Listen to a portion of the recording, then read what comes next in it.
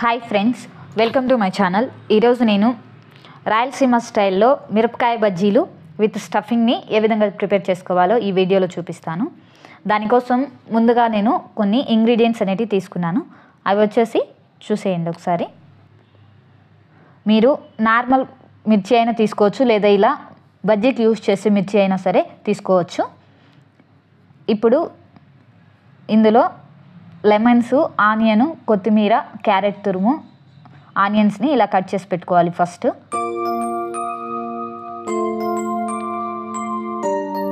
అలాగే మనం యూస్ చేసే స్టఫింగ్ కోసము ఇది వచ్చేసి 2 table spoons of chicken masala, 1 table spoon వచ్చేసి చిల్లీ పౌడర్ యాడ్ చేసుకుని రెండింటిని మిక్స్ చేసుకోవాలి. ఇప్పుడు ఇది వచ్చేసి వాంబు. ఈ వాంబు అనేది బజ్జీలో మంచి స్మెల్ వచ్చేదానికి యూస్ చేస్తారు. అలాగే సాల్ట్, అలాగే కొంచెం సోడా ఉప్పు అండి, ఇది వంటకు యూస్ చేసేది. ఈ మిర్చి బజ్జీని మనము చూడండి, ఈ వీడియోలో చూపిస్తున్న విధంగా 2 చీలికలుగా కట్ చేసి పెట్టుకోవాలి. ముందు తొడెములు కట్ చేసుకోవాలి, తర్వాత బ్యాక్ సైడ్ కొంచెం కట్ చేసుకున్న తర్వాత నడుము వచ్చేసి ఇలా చీలికగా పెట్టుకొని చూడండి వీడియోలో చూపిస్తున్నట్టు. ఇవి బిగ్ సైజ్ కాబట్టి ఇలా 2 పీసెస్గా కట్ చేసుకోవాలి. మీరు నార్మల్ మిర్చి యూస్ చేస్తే ఏం కట్ చేసుకోని అవసరం లేదండి. ఈ విధంగా మొత్తం కూడా మనం తీసుకున్న ఈ మిరపకాయలు మొత్తం కూడా కట్ చేసి పెట్టుకోవాలి ఫస్ట్.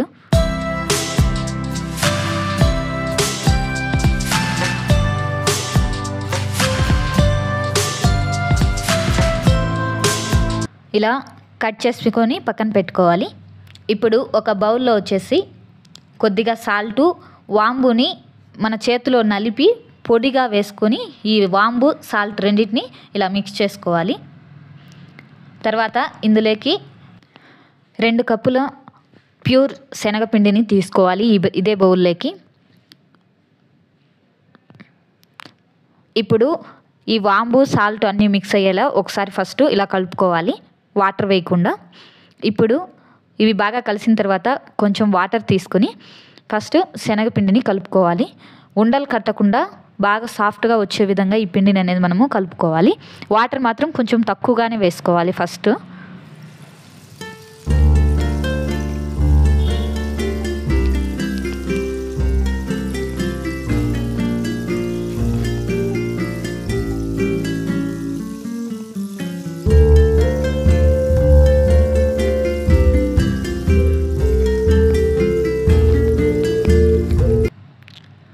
ఇందులో ఇంకొంచెం వాటర్ వేసుకొని ఈ పిండిని మొత్తం బాగా ఉండలు లేకుండా కలుపుకోవాలి. ఇప్పుడు కొంచెం థిక్ కన్సిస్టెన్సీ వచ్చిన తర్వాత ఇందులోకి కొంచెం సోడా ఉప్పును తీసుకోవాలి. ఈ సోడా ఉప్పు అనేది వేసుకున్న తర్వాత దాని మీద వాటర్ వేసి సోడా ఉప్పు కరిగేంత వరకు వెయిట్ చేసి తర్వాత ఈ పిండి మొత్తాన్ని కూడా మళ్ళీ ఒకసారి కలుపుకోవాలి. ఈ విధంగా చూడండి.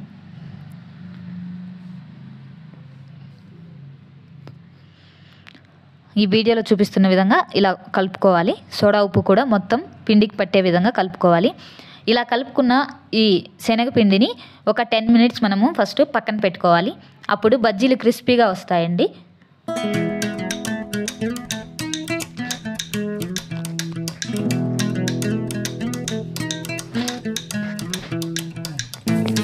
ఈ విధంగా బజ్జీ కన్సిస్టెన్సీ వచ్చేలాగా చెక్ చేసుకొని పిండిని కలుపుకొని పక్కన పెట్టుకోవాలి.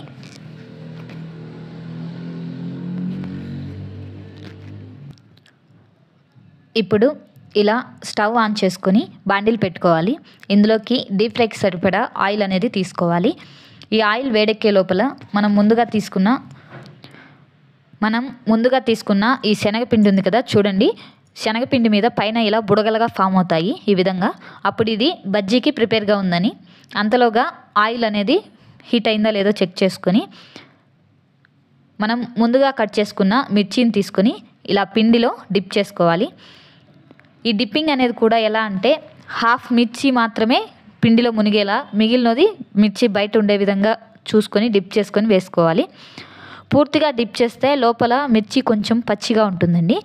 ఇలా హాఫ్ వేయడం వల్ల మిర్చి యొక్క ఫ్లేవరు తెలుస్తుంది మనకు, బజ్జీ యొక్క ఫ్లేవర్ రెండు కూడా తెలుస్తాయి. దానికోసం ఇలా హాఫ్ పైన వచ్చేసి ఒక హాఫ్ పార్ట్ వరకు డిప్ చేసి ఇలా ఆయిల్లో అనేది వేసుకోవాలి. ఈ విధంగా మనం కట్ చేసుకున్న ప్రతి ఒక్క మిర్చి కూడా ఈ పిండిలో కలుపుకొని ఆయిల్లో వేసుకోవాలి.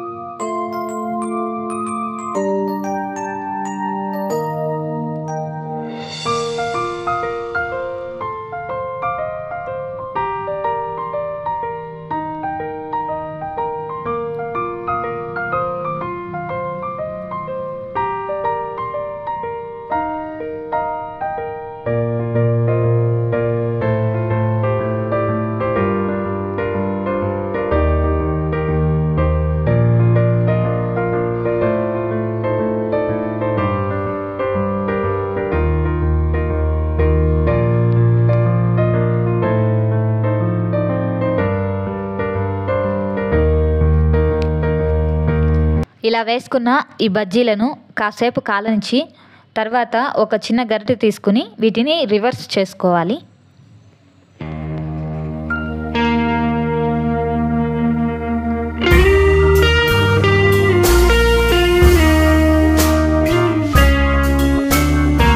ఇలా రివర్స్ చేసుకుని కాసేపు డీప్ ఫ్రై అవనివ్వాలి. ఇలా మంచి కలర్ వచ్చే విధంగా ఫ్రై చేసుకోవాలి. ఈ విధంగా ఫ్రై చేసుకున్న వీటిని ఆయిల్ నుంచి సపరేట్ చేసుకోవాలి.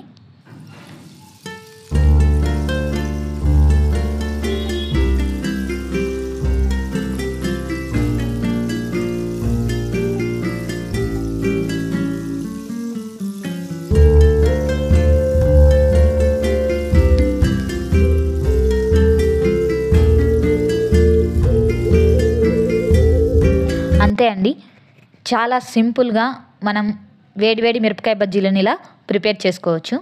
ఇప్పుడు వీటికి స్టఫింగ్ ఎలా పెట్టుకోవాలో చూపిస్తాను. దానికోసం నేను ఇలా చూడండి ఆనియన్స్, కొత్తిమీర, క్యారెట్, నిమ్మకాయని కట్ చేసి పెట్టుకున్నాను. ఇప్పుడు వీటన్నిటిని ఇలా మిక్స్ చేసుకోవాలి. ఇలా మిక్స్ చేసుకున్న తర్వాత ఇందులోకి కొంచెం సాల్ట్ యాడ్ చేసుకోవాలి. ఇది రుచికి సరిపడేంతగా కొంచెం తక్కువగా అయినా సరే యాడ్ చేసుకోవచ్చు.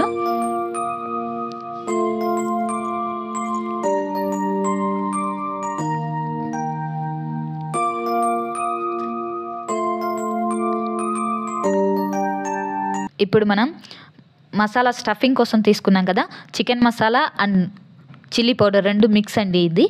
ఈ పౌడర్ని కూడా ఒక 2 to 3 టేబుల్ స్పూన్స్ అనేది ఈ ఆనియన్స్లోకి తీసుకోవాలి.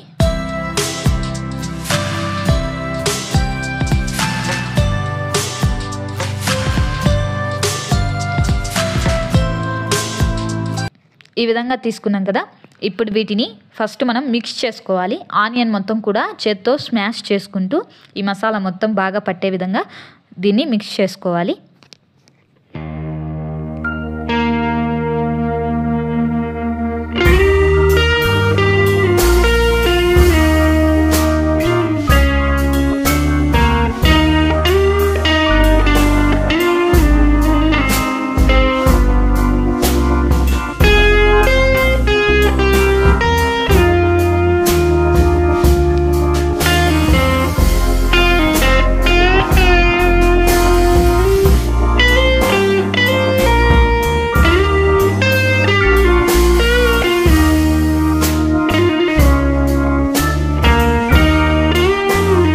ఈ విధంగా బాగా మిక్స్ చేసుకున్న తర్వాత ఇందులోకి మనం ముందుగా తీసుకున్న లెమన్ ఉంది కదండి, ఆ లెమన్ కూడా మొత్తం రసం అంతా ఈ మసాలాలో మనం పిండేసుకోవాలి.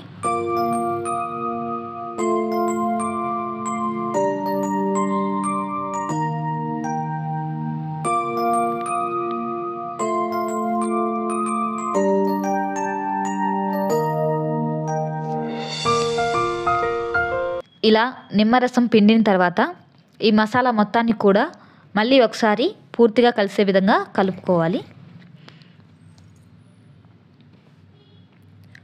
ఈ విధంగా కలుపుకున్న తర్వాత ముందుగా మనం ప్రిపేర్ చేసుకున్న ఈ బజ్జీని తీసుకొని ఇలా నైఫ్తో మిడిల్కి ఒక గీతలాగా కట్ చేసుకోవాలి. ఇలా కట్ చేసిన తర్వాత ఇలా అంటే ఈ విధంగా వస్తుంది. ఇప్పుడు ఇందులోకి మనం ప్రిపేర్ చేసుకున్న ఈ స్టఫింగ్ అనేది పెట్టుకోవాలి. ఈ విధంగా బజ్జీ మొత్తం కూడా ఫుల్గా స్టఫింగ్ అనేది పెట్టుకోవాలి.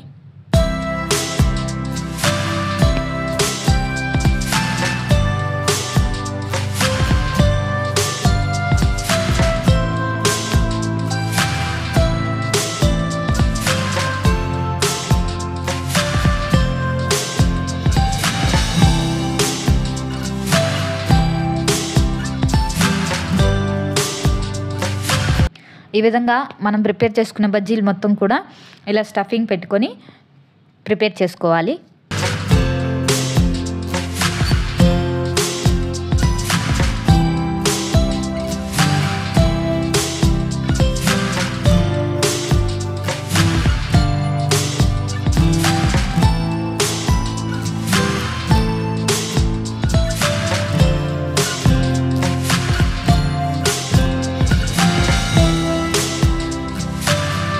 ఈ మసాలా స్టఫింగ్ బజ్జీలు అనేటివి ఈ విధంగా ప్రిపేర్ చేసుకోవాలి. దీనికి కాంబినేషన్గా మీరు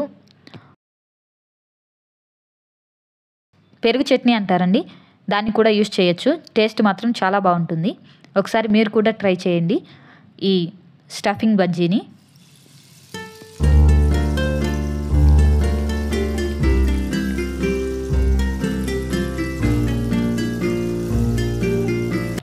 ఇదండి, చూశారు కదా మసాలా స్టఫింగ్ బజ్జీ విత్ పెరుగు చట్నీ. ఒకసారి మీరు కూడా ట్రై చేయండి. నా వీడియో మీకు నచ్చినట్టయితే లైక్ చేయండి, షేర్ చేయండి, సబ్స్క్రైబ్ చేసుకోండి. Thanks for watching my video friends.